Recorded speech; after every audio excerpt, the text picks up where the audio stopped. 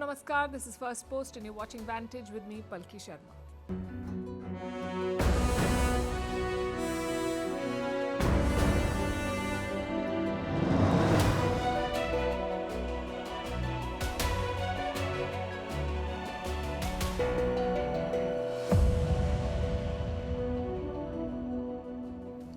Xi Jinping wants to be India's friend.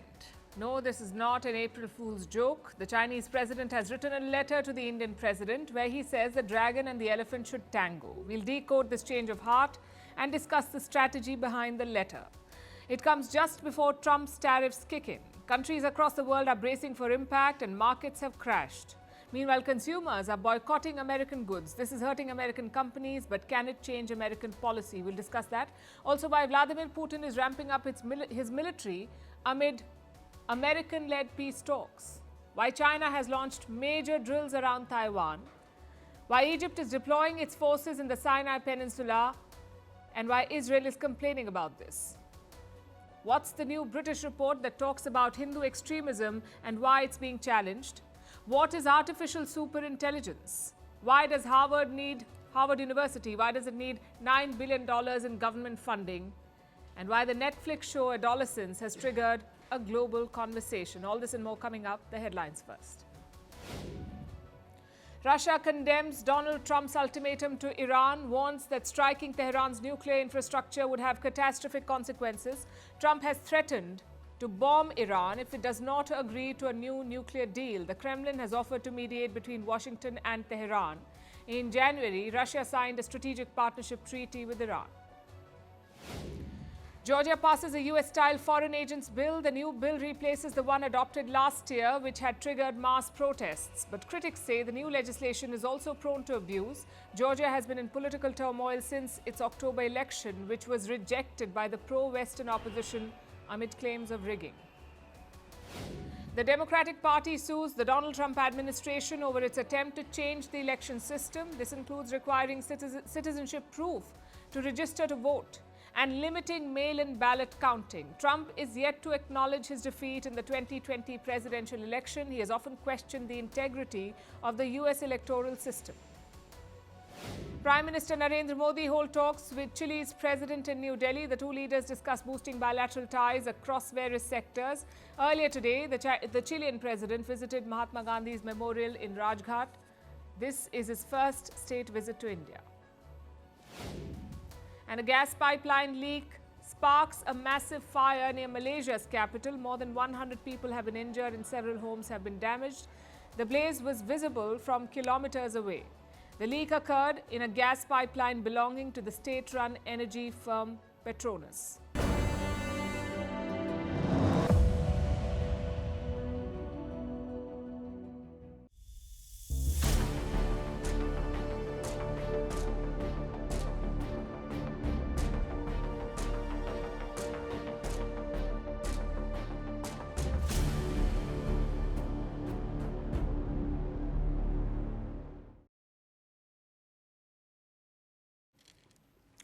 One of the most basic tenets of diplomacy is adaptability. You need to be flexible to respond to evolving challenges. And right now, China is showing dramatic flexibility. It has reached out to India a day before Trump's tariffs kick in, a day before the deadline. Beijing is knocking on New Delhi's door. And not through some embassy or foreign ministry official. The outreach is from the president himself, Chinese President Xi Jinping. He has written a letter to his Indian counterpart, President Draupadi Murmu, ostensibly to celebrate bilateral ties. India and China mark 75 years of diplomatic ties today, so this could pass off as diplomatic courtesy.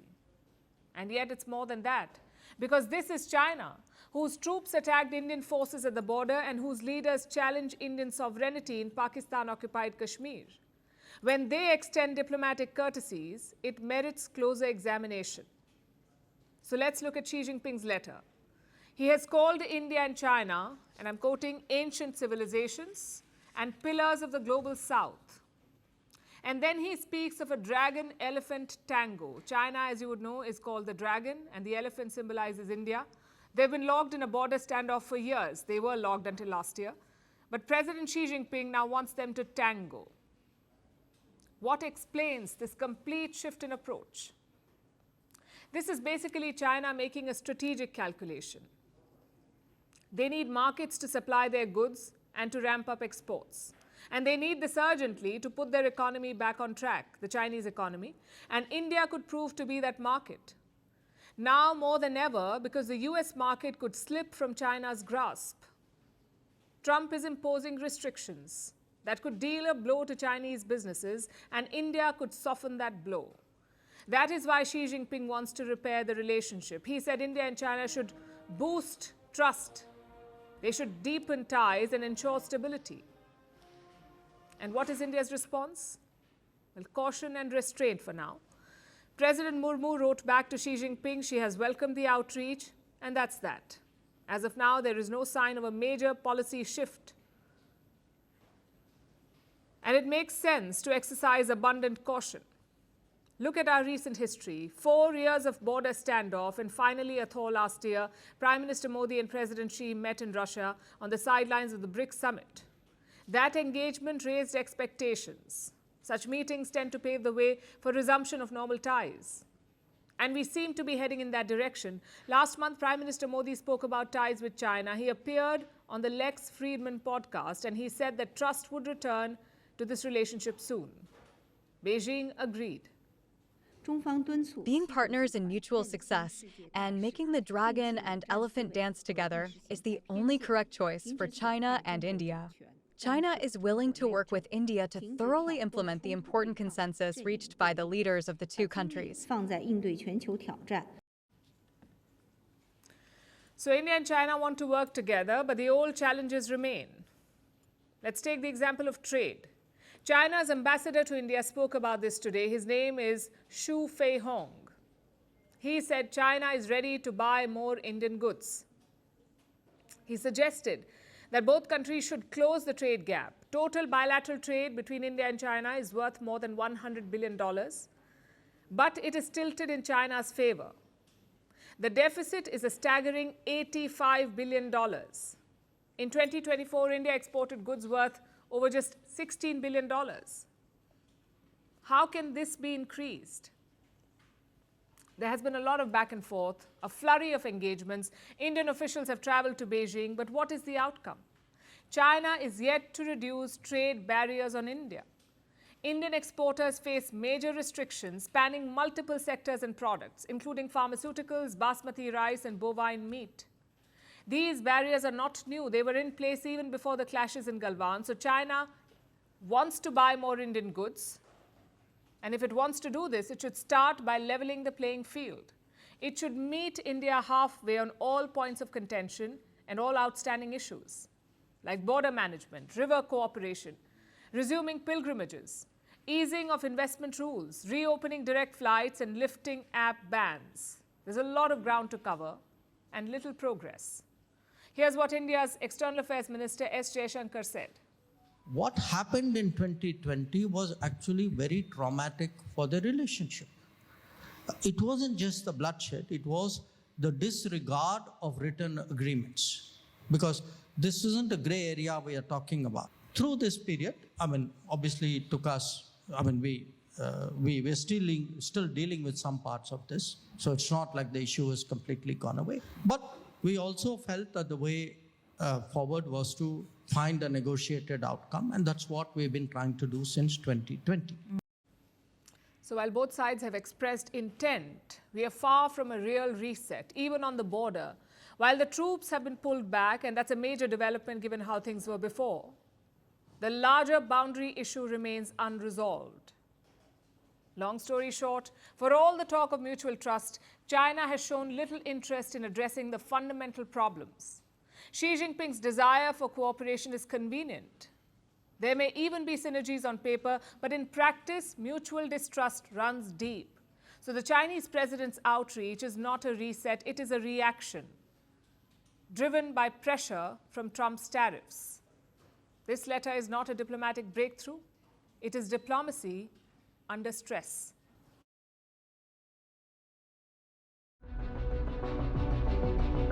It's a liberation of this country. India is one of the highest tariffing nations in the world.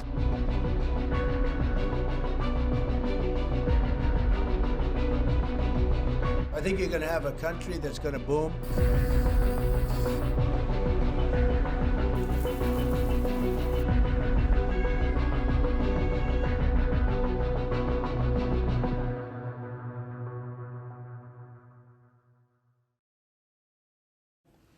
The clock is ticking. The deadline is tomorrow, the 2nd of April. In less than 24 hours from now, Donald Trump's new tariffs would kick in. Before the deadline, the president is softening his tone.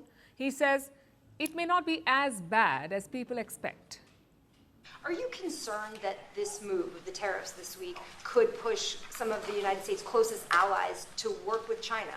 No, I'm not worried about it. I'm not worried about it. Yeah. Mr. President, can I ask you I about think something? they have a chance of doing better, actually, with the tariffs. It can actually help them in a certain way. If you look at the European Union on cars, the European Union already dropped their tariff down to 2.5%. It was announced a couple of days ago, which is what which is a very small tariff. The United States charged very little. And I think I heard that India just a little while ago is going to be dropping its tariffs very substantially. And I said, why didn't somebody do this a long time ago? Will the tariffs push America's allies towards China? Trump does not think so. He also believes that India will lower its tariffs. Normally, such remarks would calm the markets. But with Donald Trump in the White House, investors are not taking any chances. Markets around the world have crashed, including Indian stocks. It was a complete bloodbath today. Investors in India lost about 3 lakh crore rupees in a day. That's over $35 billion gone in today's trade. In the US, markets have fared much worse. The sell-off began in February in America, and it has not stopped. Their losses have crossed $5 trillion. To call the situation bad would be an understatement. Trump's tariffs will have a sweeping impact. And stock markets are just one part of the equation. Overall, the global economy will bear the brunt of these tariffs. Total losses could cross $1.4 trillion. That is the scale of damage.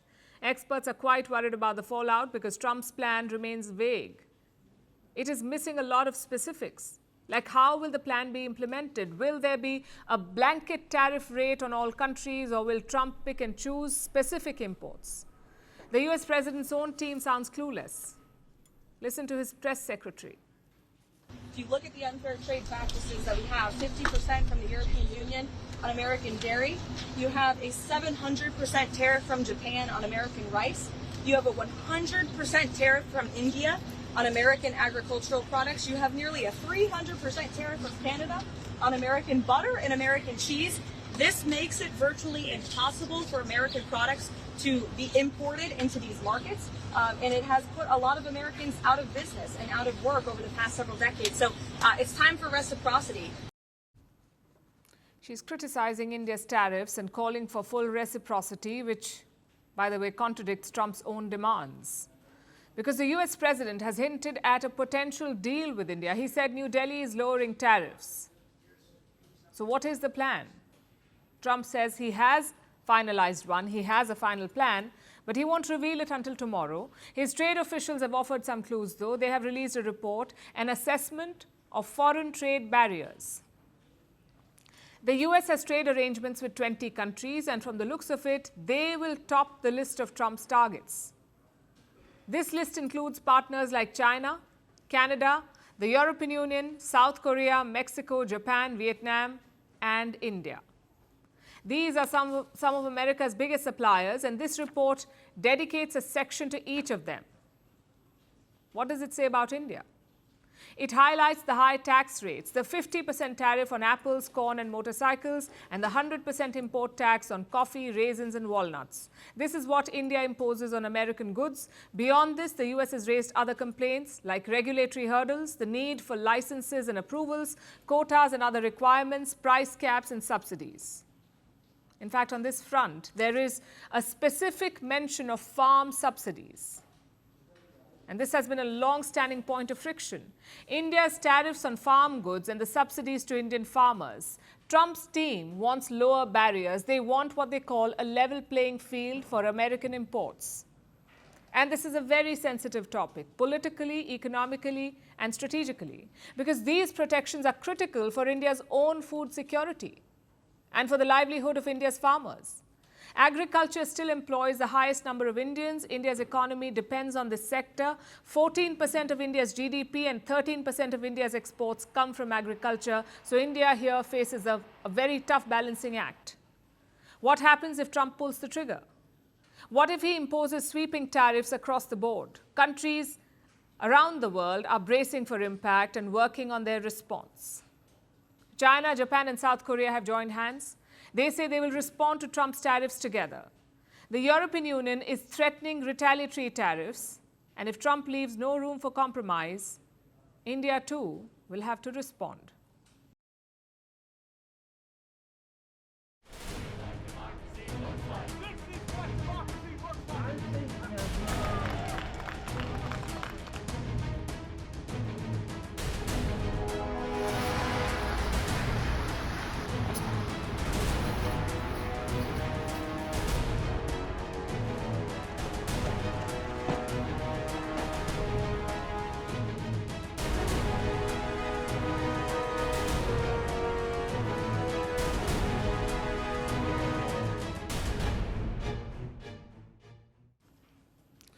During the Second World War, American soldiers were stationed in Italy.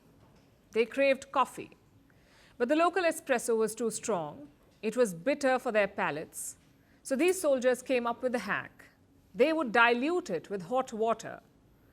The new drink was milder and similar to the coffee that they drank back at home. This became known as Caffè Americano, or the Americano coffee that we know today. It's available all over the world, but not in Canada. After Trump's tariffs, they've given the Americano a new name. It's now the Canadiano. It's been a really interesting kind of shift to have more people ordering a Canadiano, making a point to say Canadiano.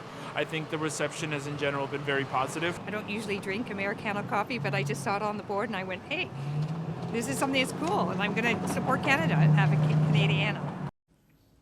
Shows you the effects that Trump's tariffs have had. At first, the signs were subtle. A Danish grocery store displaying a sign that says, "Buy local." A French boutique quietly swapping out Levi's jeans. Canadian markets removing American bourbon from their shelves and renaming the Americano coffee. Then the hashtags emerged. Boycott USA, boycott American goods, buy made in America. And before you could blink, there's a full-scale boycott. Tesla, Coca-Cola, Pringles, McDonald's, even good old Netflix. American goods are suddenly the ultimate taboo. They're off the shelves, and they're off people's shopping and wish lists. Year, the LCBO sells nearly $1 billion worth of U.S. wine, beer, cider, seltzers, and spirits, including more than 3,600 products from 35 states. As of today, every single one of these products is off the shelves. The latest country to join is Denmark. It controls Greenland. Trump wants to take over the territory, Greenland, and that has sparked a lot of anger. Supermarkets in Denmark are promoting homegrown goods. There are apps for customers. Ironically, a lot of them American apps. They can find out where the produce originates. Facebook groups have come up. They offer tips on how to avoid US goods. Well, people has been wanting to buy European goods. Obviously, with geopolitics going on at the moment, I guess you can guess yourself why. Basically, we want to sell products from all over the world, but of course, we at the same time want to help our customers as much as possible. And here, the specific ask from a lot of customers has been, we would like to buy European goods, and therefore we are now helping them with guiding them in the store with a black star. On Google, which is also American, boycott USA is a top trend. And leading this trend are 5 countries: Denmark, Canada, France, Switzerland, and Sweden. Last month, there was a survey in Canada. People were asked about US goods. 85% planned to replace them. Many said they'd already done so. So the sentiment is the same everywhere, and this is impacting American goods and brands, especially Tesla. That's the company of Trump's first buddy, Elon Musk. Tomorrow, Tesla is set to release its quarterly report, essentially its sales numbers, and investors are bracing for a dip. The forecast is between 355,000 to 360,000 models sold, which is a 7% dip from the same period last year. In Europe, Tesla sales have dropped by 49% in the first 2 months of this year. This is despite the electric vehicle market growing. Tesla stores are also being vandalized in many countries.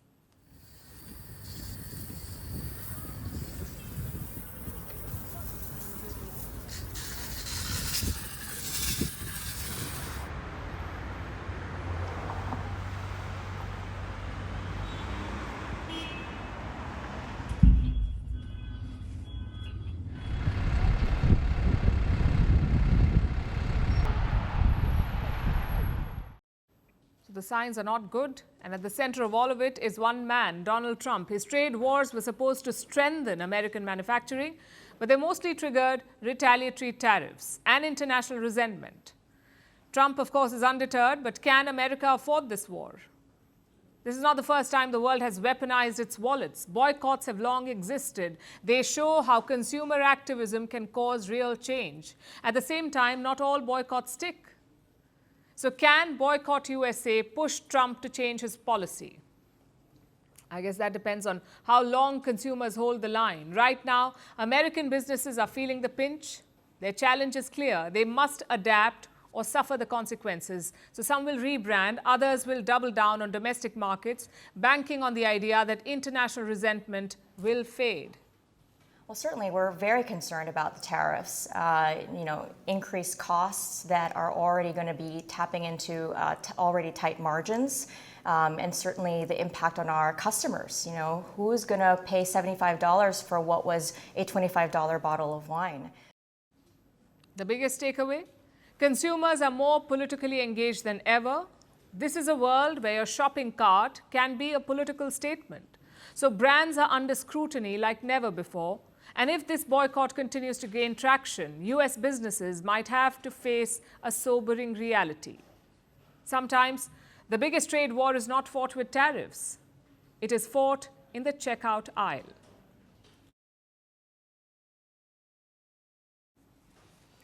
Let's turn to Ukraine now, which is bracing for a new onslaught. They have steadily lost territory since this year began, but chances are it could get worse because President Putin is going for the jugular. He has launched a new recruitment drive today. The plan is to draft 160,000 men into the Russian army, another 160,000 men to join the army. Now, this is a massive build-up. It is Russia's biggest conscription since 2011. All Russian men between the age of 18 and 30 can be drafted. They will have to serve for 1 year. And where will they serve? Typically away from the front line because Russia leaves the fighting to train soldiers. So these new recruits are mostly backups. Nonetheless, the timing is very significant. The US and Ukraine are trying to force Putin into a ceasefire. And what does Putin do? He announces a massive military recruitment drive. It's a very clear message for Moscow. Pressure will not work. A message from Moscow, rather, that pressure will not work. The war will only end on Putin's terms. But President Donald Trump is still hopeful. He says Putin will live up to his promise. I think he's going to live up to what he told me, and I think he's going to fulfill his part of the deal. Now, then you have Zelensky, and hopefully he's going to live up. I see he's trying to renegotiate the rare earth. And what about Ukraine? President Zelensky predicted this last week. He said Russia was planning new operations in Sumy, in Kharkiv, and in Zaporizhia. He said Putin's plan is to drag out the peace talks to gain as much land as possible. European countries also share this assessment. Their top diplomats met in Madrid yesterday.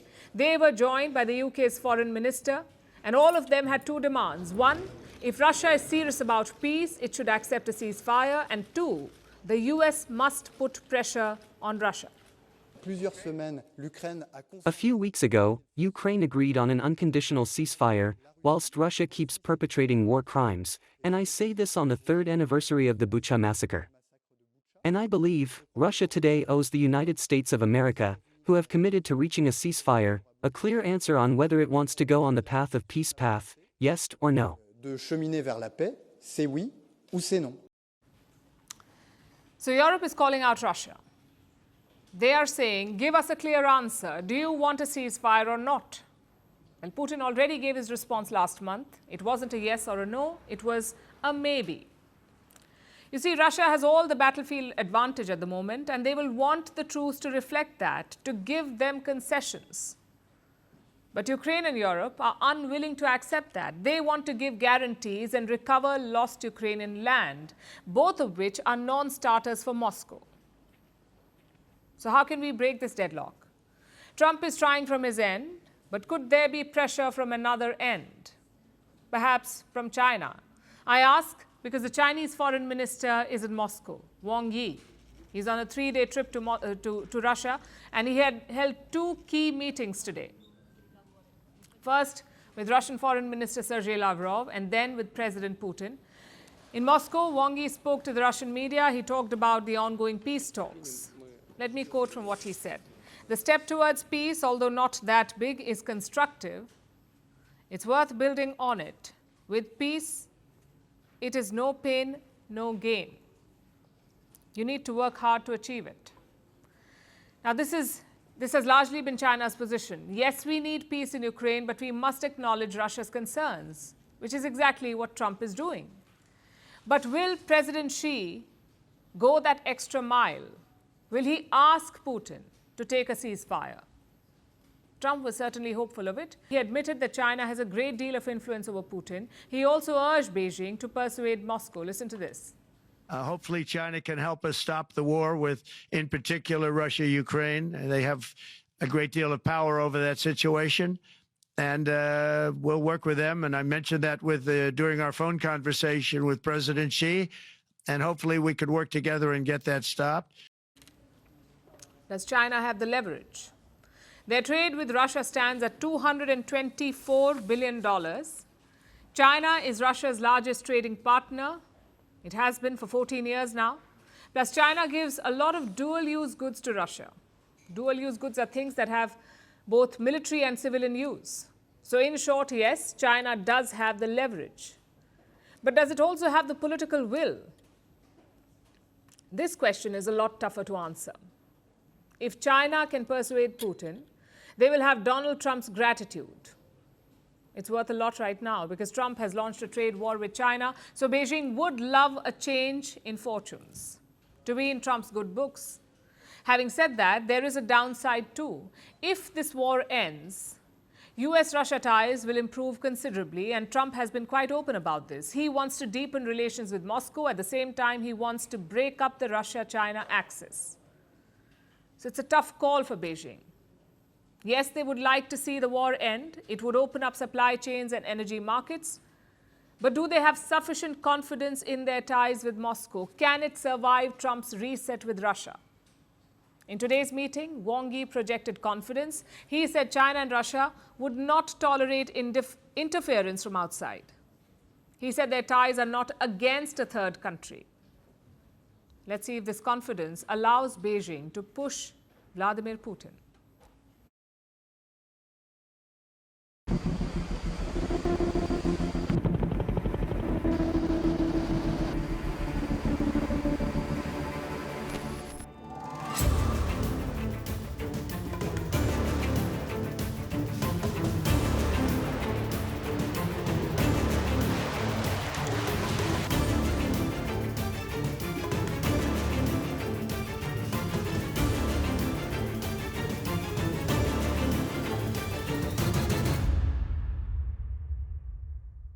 As Vladimir Putin prepares for war, his no-limits friend Xi Jinping is taking notes.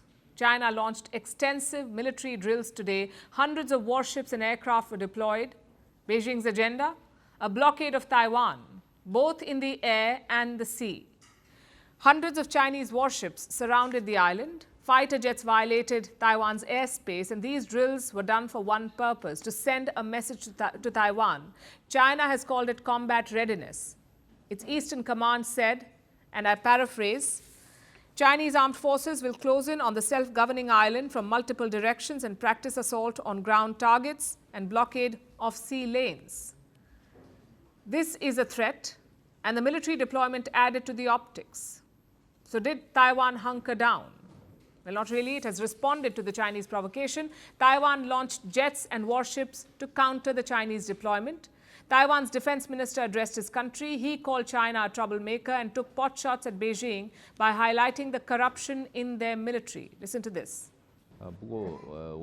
It is obviously that China is a very obvious troublemaker. There have been a lot of reports related to corruption problems within the People's Liberation Army. I think they should properly resolve these internal problems instead of destroying peace and stability in the region. Now, Chinese drills around Taiwan are not new. In fact, they happen quite often. Taiwan is used to the provocation.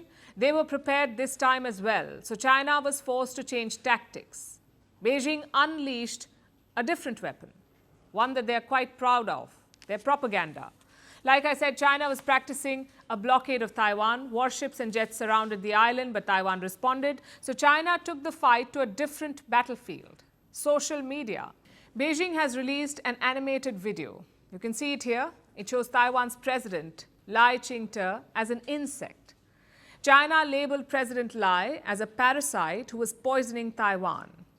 And the cheap theatrics did not end there. The animation ended with this: Chinese jets and ships surrounding Taiwan and President Lai caught by chopsticks while being roasted on fire. That's the world's second largest economic power for you, masters of gunboat diplomacy and online bullying. China has often called President Lai a separatist, but now they're calling him a parasite. What triggered this animated fury? Two developments, both linked to the United States. The first is U.S. Secretary of State, Secretary of Defense Pete Hegseth. He recently visited the Philippines and Japan. It was his first visit to Asia. He publicly condemned Chinese aggression in the Taiwan Strait. This happened on Sunday in Tokyo. We told you about this. And this has upset China, which is why they're acting up. Here's the second reason: weapons. Right before Pete Hegseth's visit to the Indo-Pacific, the Trump administration delivered something to Taiwan, and it was no ordinary weapon. It was the most advanced and lethal version of the F-16 fighter jets. Unlike the F-16 jets that Taiwan already operates, this one is modern with better anti-maritime capabilities. Taiwan will get 66 such jets. The first ones were delivered last weekend. It is a major boost to their offensive capabilities. And do you know who approved the sale? US President Donald Trump. This deal, in fact, was approved in 2019 when Trump was president. Then came the Biden administration. They delayed the deliveries. Now Trump is back in the White House and the deliveries are back on track. The first batch has been sent to Taiwan. Plus, Trump is ramping up support in other ways. In February, the US State Department removed a line from its website which said that the US does not support Taiwan's independence. This was the line. They removed it. And then new F-16 jets were delivered. If you join the dots, you will see a furious China. It opposes all American support for Taiwan, and this could be one reason for the latest drills. But what about the animation? The propaganda video screams desperation. For a country that takes pride in its technology and AI advancements, you would at least expect better graphics.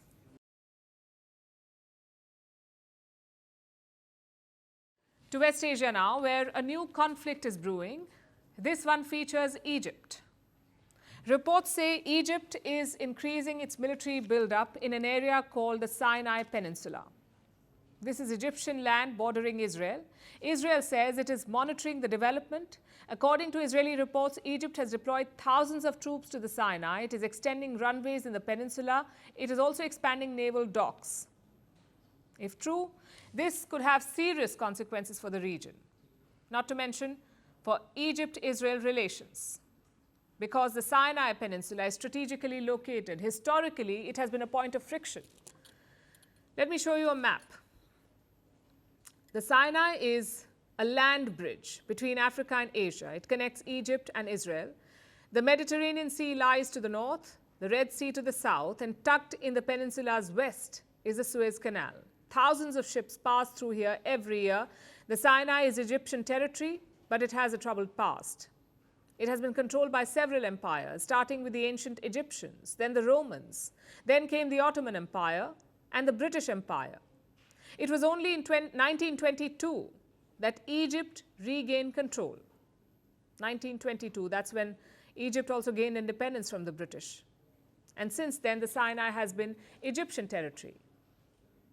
Now they're said to be deploying military here on what is technically their own land. So why is Israel flagging this buildup? Because of an old treaty signed between Israel and Egypt. Time for a quick history lesson again. The year is 1956. The Suez is a strategic asset. Egypt decides to nationalize the Suez Canal. The Europeans do not like it, especially the British and the French. Egypt blocks ships from using the waterway. Israel launches an attack. Britain and France support it, and Egypt loses control of the Sinai. That's when the US and Soviet Russia enter the picture. They force an Israeli withdrawal, and they create a buffer zone. All of this happened in 1956. But the tensions lingered. Then in 1967, Egypt reclaimed the Sinai. This triggered another war, the Six-Day War. Israel attacked Egypt, Syria, and Jordan and took back the Sinai. But Egypt was not done. It launched another offensive in 1973. Fighting continued for several months. Finally, there was a ceasefire in 1975, and 4 years later, the United States stepped in. It brokered a peace treaty between Israel and Egypt. That's what we call the Camp David Accords. They were signed in 1979. This ended the hostilities. Israel agreed to completely withdraw from the Sinai. In return, Egypt set up formal relations with Israel. It has been 46 years since the Camp David Accords. The region has seen many wars in between, but the Sinai has been mostly out of it. In recent years, though, it's been on the edge. Egypt has battled multiple insurgencies in this peninsula. ISIS and Al-Qaeda once operated in big numbers here. They were eventually defeated with Israeli help. And that brings us to today. Israel's war in Gaza is adding to the pressure. Sinai is vital for sending aid into Gaza, but Israel's war on Hamas continues. Israeli troops remain deployed at the Rafah crossing. This borders the Sinai. Perhaps Egypt is preparing for a fallout in Gaza, like a mass exodus, or Hamas crossing into Egypt through underground tunnels. This would explain Egypt's military deployment, but Israel sees this as a violation of the peace treaty. The treaty allows Egyptian soldiers only up to a point in the Sinai, and even the movement of Egyptian forces is restricted. Now, Israel claims that Egypt is violating this pact. Israeli officials have flagged the breach with the Americans. The US enforces this treaty. Egypt is yet to comment. It is not clear if the treaty has indeed been violated, but it is amply clear that another war is the last thing that this region needs.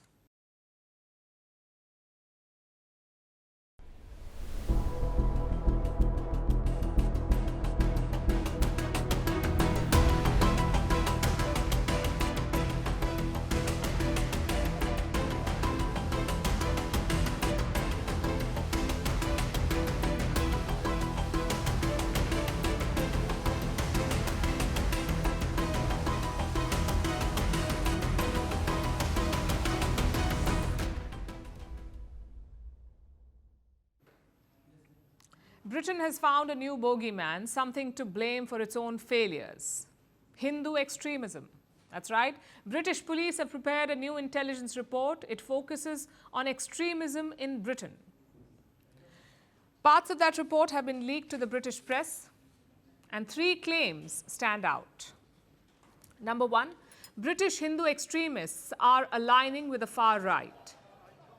Their shared belief? Apparently hatred for Muslims. The report says Hindu extremists met a far-right British activist. His name is Tommy Robinson, and he's currently in jail. That's point number 1, highlight number 1. Number 2, Hindu allies of Prime Minister Narendra Modi are meddling in British elections. Apparently, they campaigned against Labour in 2019. And finally, highlight number 3, European terrorists are taking inspiration from Hindu extremists. The report gives the example of Anders Breivik. He killed 77 people in Norway in 2011. Apparently, he found Hindu extremism appealing. These are the 3 big claims made in this report. It says Hindu extremists are trying to disrupt social harmony in the UK, that they will worsen ties between Hindus and other communities like Sikhs and Muslims. British Hindu groups have hit back at this report. They're calling these claims baseless, misleading, and false. And remember, this is just a leak. Chances are the full report could be worse, which is why some lawmakers want it released. They want to scrutinize the findings. Into the Leicester riots of 2022, blaming Hindu extremism, despite the fact that during those riots, 105 Hindu homes were attacked, no Muslim homes, 2 Hindu temples were attacked, but no mosques. So could the Minister actually ensure that this report is published so we can actually scrutinise it and make sure that the blame is put where it should be? Let's take a step back here. Why is Britain blaming so-called Hindu extremism? The first time they did this was in 2022 during the Leicester riots that the MP just spoke about. British Hindus and Muslims clashed in August and September that year. Later, government reports named Hindu extremism as a factor.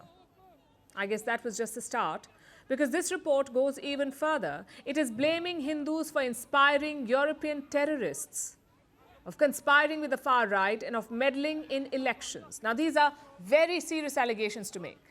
Let's see if the UK government can back it up with proof. If not, let's see if they apologize. But for the moment, let's focus on the bigger picture. Britain's social issues are not new. The UK has always been an unfair, discriminatory society. Don't take our word for it. Look at studies conducted in Britain. 29% of minorities face discrimination in education. A similar number reported issues at work, plus more than 20% face discrimination from British police. Hindus are not the perpetrators here. They are among the victims. Yet who does the report blame? So-called Hindu extremists. The fact is, Britain has not been able to curb religious and racial hatred. That's their government's failure.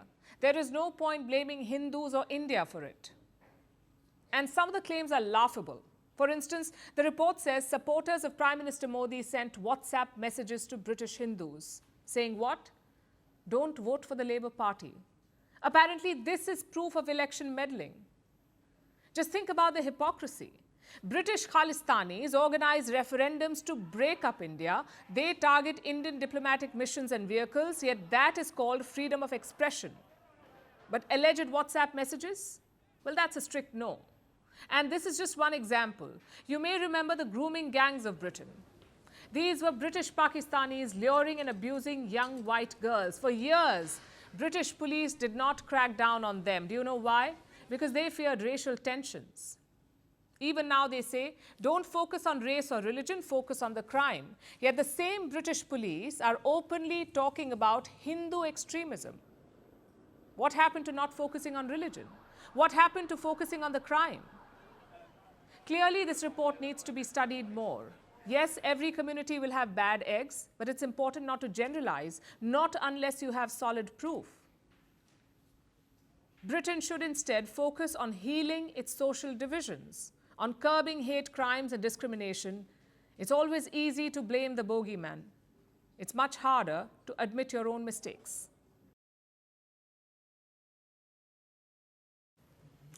It's not every day that a company attracts a $40 billion investment, but OpenAI has done it. That's the company behind ChatGPT. It has secured $40 billion in a new funding round, which was led by Japan's SoftBank. This was the largest funding round for a private tech company in history, the largest ever, and it raises OpenAI's valuation to $300 billion.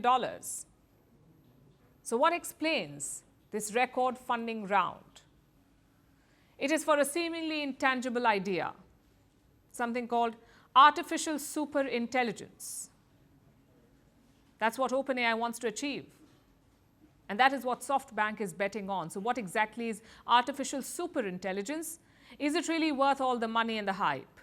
Our next report tells you. OpenAI, they're the folks behind ChatGPT, the AI that can help you write essays, giblify your images, and even play the role of a BFF/therapist. The company has just raised $40 billion in one investment round. It's pushed OpenAI's valuation to $300 billion. This is the largest funding round for a private tech company in history. This investment round was led by Japan's SoftBank, but they have some conditions. OpenAI will currently receive $10 billion, but the remaining $30 billion will only come at the end of the year. That too, if OpenAI becomes a for-profit company. Only then will it get this money. So the funding comes with restructuring conditions. But what exactly is this staggering amount of money for? Is SoftBank just throwing cash at AI? Well, not according to Group CEO Masayoshi Son. He's hedging his bets on something bigger, artificial superintelligence or ASI. Masayoshi Son believes ASI will exist by 2035, and he thinks OpenAI is the partner that's closest to achieving that goal. What about Sam Altman? Well, the OpenAI CEO is even more optimistic. He says artificial superintelligence is just a few thousand days away, and he's confident OpenAI will get there. So what exactly is artificial superintelligence? Today, AI is broadly characterized into three categories. First, artificial narrow intelligence, where the system is given one task and it does just that. Think appliances, self-driving cars, streaming apps, or even healthcare. We give the machine a task and they do it. Basically, the rudimentary stages of artificial intelligence. Then comes the second stage, artificial general intelligence. This is where AI can rival humans. They can do multiple things at the same time. Many call ChatGPT a step towards artificial general intelligence. Hello, I'm Mika, the world's first experimental AI. And then we have the third stage. This is where things can get a little scary. It's called artificial superintelligence. Basically, machines go beyond human intelligence. They have a mind of their own. According to Masayoshi Son, they will be 10,000 times smarter than a human brain. Remember all those sci-fi movies with the villain robot? This is that stage, or so we're told. If you're getting flashbacks of robot uprisings, don't worry, you're not alone. It does sound a lot like the plot of Terminator. But are the robots really coming for us? The truth is, narrow AI is still a long way from becoming super intelligent. Artificial General Intelligence, or AGI, is the next step, and that is still in the works. It would be able to learn and perform tasks just like a human, but that's still far from becoming the brain of a super intelligent machine. So your Roomba is not about to stage a revolution, at least not anytime soon. So is all this money just creating an AI bubble? Well, inflation valuations are a problem, especially in the Silicon Valley. But this isn't just a bubble. Artificial intelligence is already transforming industries. Yes, we're still in the early stages, but the progress is so fast that it's hard to ignore. The fact is, AI is already part of our daily lives. It's just going to keep getting better, faster, and smarter. Will it be perfect? Probably not. Will it change everything? Absolutely. But are we ready? That's the question to ponder upon. Because according to Silicon Valley, ASI is coming and it just might be smarter than us. Let's just hope it likes humans enough to let us keep the internet password.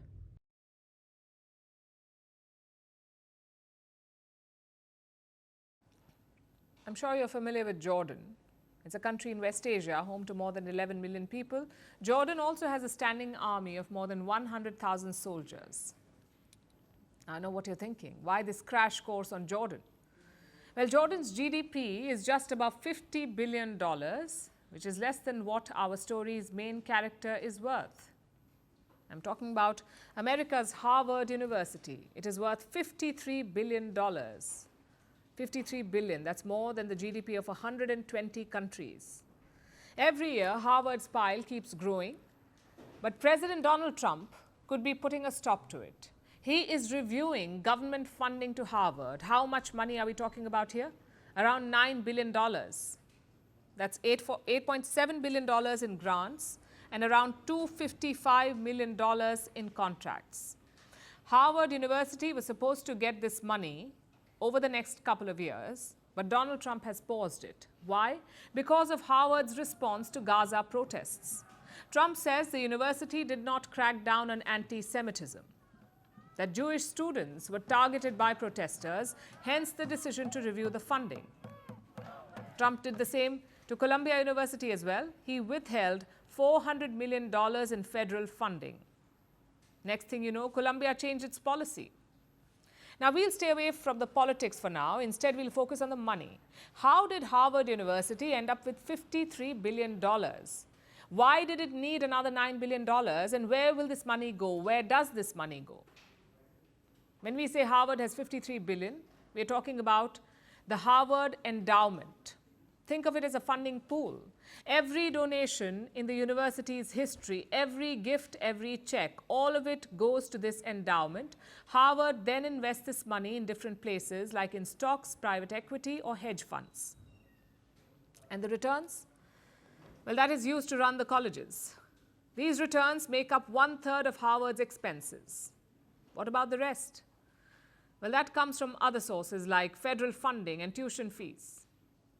Look at last year's split. Harvard's total expenses came to $6.4 billion. Out of this, $2.4 billion came from the endowment and the rest from grants and fees.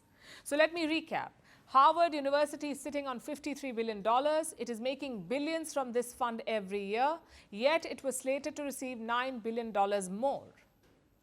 $9 billion of American taxpayers' money. Where exactly does it go? One expense is financial aid. Harvard has almost 25,000 students. Around 55% of them get some sort of financial assistance. Another expense is salaries. This university has more than 20,000 faculty and staff. They're some of the best in the world, which means they're highly paid.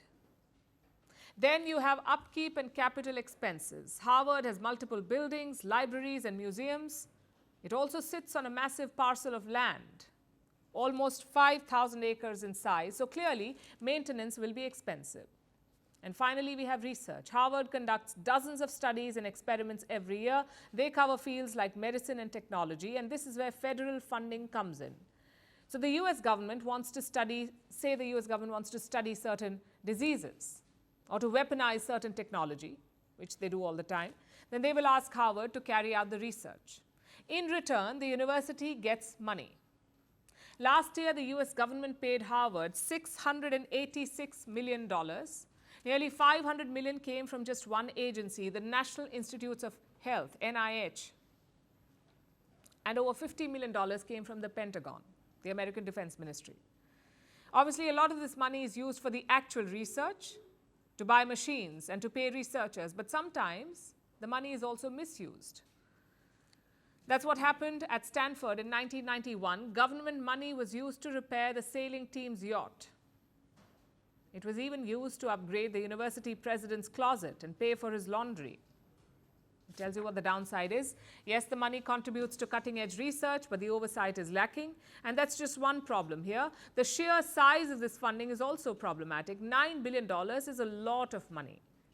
Fun fact, it is equal to all of Afghanistan's central bank assets. Assets that are frozen in America. How can such a bloated budget be justified, especially in a country like the US? Around 2/3 of American adults do not have a college degree. Almost 42 million Americans have student debt, 42 million. Yet the government is giving billions to elite colleges, colleges that are unthinkable for most Americans. How can this be justified? Supporters say Harvard has a multiplier effect. Say you spend $1 on research, that research could lead to medical or technological breakthroughs, thus saving many more lives and dollars. So supporters say it's worth it. But critics say it's not. They want this money to be spent more widely on schools, on student loans, and on community colleges. The fact is, US college funding did need a review. If not for anti-Semitism, then certainly for wasteful spending.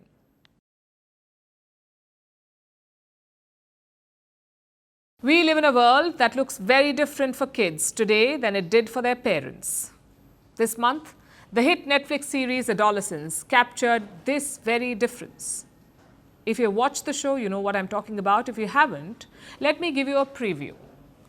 In one episode, a detective is investigating why a 13-year-old boy killed his female classmate. He tracks their Instagram interactions. Based on it, he assumes that these two children were friendly. That is, until his son, who's a teenager himself, tells the detective that he's got it all wrong. The emojis shared between the teenagers seemed innocuous, but they were actually a coded form of bullying. This is a dizzying realization for the detective and for the viewers of the series, and this disconnect is central to Adolescence. This is a hard-hitting drama. It shows the aftermath of the stabbing of a teenage girl in the UK.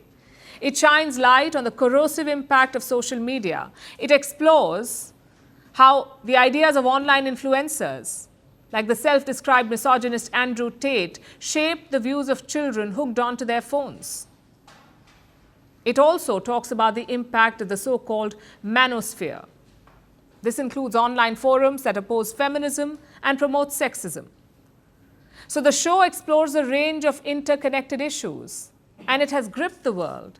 It has attracted 66 million viewers the world over. That's about the population of France. Within its first week of release, Adolescence made history in the UK with about 6.5 million viewers. The series has sparked a global conversation. Even the British Prime Minister is talking about it. I mean, it's incredible. And it holds you there for four, frankly, at times harrowing episodes. And I have to be honest, as a dad, I have not found it easy viewing. We've been watching it with our children. My girl is 14, my boy is 16, and it's been really hard to watch. It may be hard to watch, but Netflix has made an announcement. The drama will be aired across schools in the UK. Children in secondary schools will be able to watch it for free. And Starmer has backed this decision. After all, Adolescence is not about one fictional, innocent-looking boy who was driven to do something horrific. It shows that what happened in this series could happen anywhere, is happening anywhere and everywhere. Here are some headlines from last year. A 17-year-old stabbed 3 little girls dead at a dance class in the UK. 2 teenage boys were stabbed to death, and the murderer gloated about it on social media. 2 15-year-olds were arrested for killing a teenager by stabbing her 28 times. There are hundreds of cases like these, and not just in the UK, from Albania to India. It's happening everywhere. The question is why, and the answer is not straightforward. But part of the problem is isolation. Children are increasingly becoming lonely. About a third of them are lonely the world over. Mental health cases are on the rise, so children are no longer safe in their own rooms. As they peer at screens, forces exploit their vulnerability. The devastating effect of misogyny on our society, very powerful. The dangers of online radicalisation and this sense of young people being on their own, very often in their bedroom or wherever, isolated with that online radicalisation. Children are impressionable. What they see is what they learn. Unfortunately, in today's world, this means content on the internet, which is often hateful, violent, and sexist. According to a poll in the UK, 80% of 16 and 17-year-old boys consume content by Andrew Tate. In contrast, Only 60% have heard of their own Prime Minister. This may sound appalling, but 56% of young fathers approve of Andrew Tate. Now, to give you context, this is the same man who has gone viral with his rants about male dominance. He has openly advocated violence against women. He has been banned from every major social media platform, and yet his ideas have taken root in the minds of countless children, even boys as young as 5. So when impressions are made at such a young age, we know what comes next. Deep fake porn of girls made by their classmates, cyberbullying, misogynistic chants by children, and sexism across schools spurred by social media. It is like a horror show, and children everywhere are at risk. But there is no silver bullet to fix this. Like we said, this is not one problem. This is a broad cultural issue. It is about how society views women. It is about the sheer lack of regulation. It is about playing catch up with technology. This is a problem that needs both awareness and policy change. A TV show has taken care of the first part. There is awareness. Policymakers can talk about it. But it's about time that they take up the baton and do the work.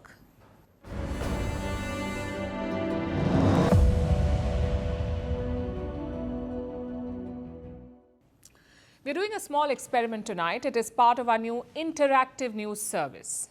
If you're watching us on your TV, raise your right hand. If you're watching us on your phone, I want you to raise your left hand. Done? Congratulations. It is April 1st, aka Fool's Day. Don't worry if you fell for it. Today is all about pranking and being pranked. The day you can get away with just about anything. Just don't forget to say April Fools afterwards. And it's not just us, the whole of internet is celebrating. Take a look.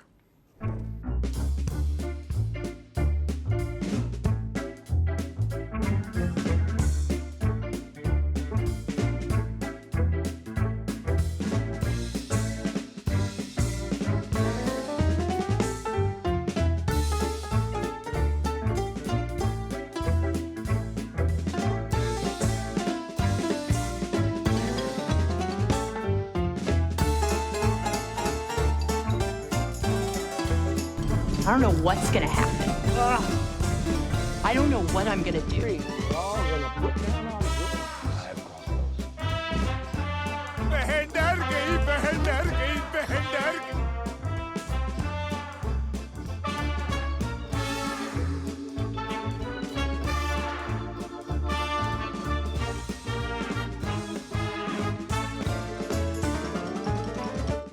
Now it's time for Vantage Shots, images that tell the story. In Myanmar, rescuers pull out a survivor who was stuck under the rubble for 91 hours. In Iceland, a volcano erupts, forcing tourists and residents to evacuate. And a Bitcoin investor buys an entire SpaceX flight to fly over the North and South Poles.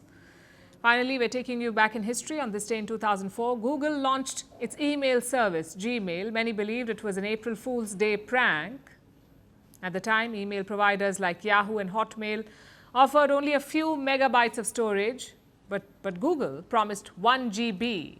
It seemed too good to be true. Today, Gmail has nearly 2 billion users. We're leaving you on that note. Thank you for watching. We'll see you tomorrow.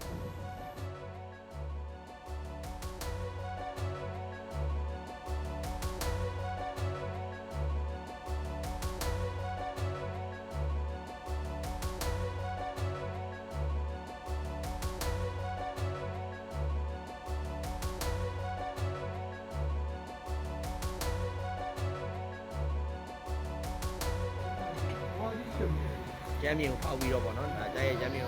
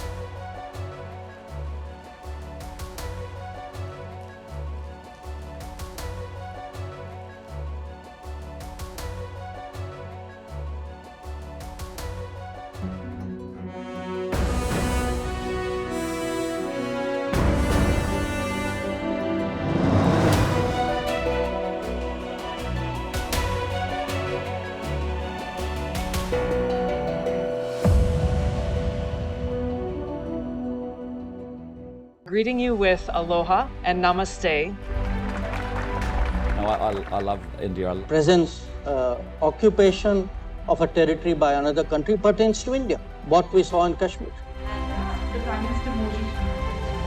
How do you see Trump's America? Yes, the current administration behaves differently from the previous administration.